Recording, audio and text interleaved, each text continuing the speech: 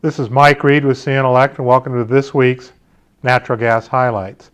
We've actually reestablished our bullish position after being neutral for the prior 2 weeks.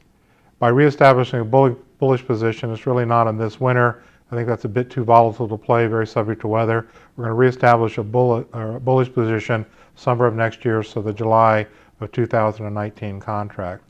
Let's walk through really 6 things that we see driving this bullish position. The first is when you look at the 10 to 14 day forecast, it remains bullish. It remains below normal for the population weighted centers of the U.S.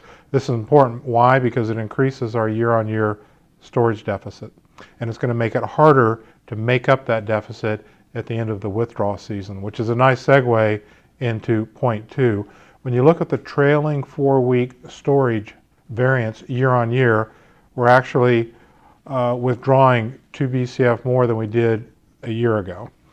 And when you forecast that forward, we're forecasting the end of the withdrawal season in April to be somewhere between 605 BCF and about 1,154 BCF. So extremely low by historical standards.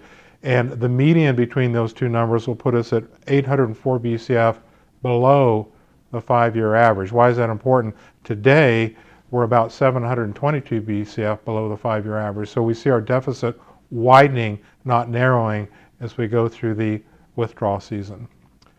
The third reason is last week's demand was actually up 72 BCF year on year, while supply was up 46. Yes, we've had a robust supply response, primarily associated with natural gas, but our demand response has more than exceeded that at 72 BCF. The fourth reason is our power generation is up 5% year on year, and about 8 weeks ago we switched from coal to gas switching back to gas to coal switching. So we switched when natural gas price rose above $3.10 per million. But even in that switching scenario where we're trying to max out available coal, we still see natural gas power generation up 6% year on year, not down. The fourth reason is our industrial demand sector remains extremely robust. We're up for the 3rd consecutive week. We're up 1.4% year on year. And our 6th and final reason is our North American natural gas rig count is actually down year on year. It's down 4% year on year, not up. The reason it's down is we had a lot of stranded natural gas, largely as a function of associated natural gas, cannot escape these basins and has to be flared. And so that really reduces the incentive to drill for natural gas. So North American directed rigs down, not up. Let's transition into our view year to date. Our view year to date, we went bullish in May, again flattened to a neutral position 2 weeks ago, which is exhibited by this flat line. We went flat, up about 43.5% unlevered year to date.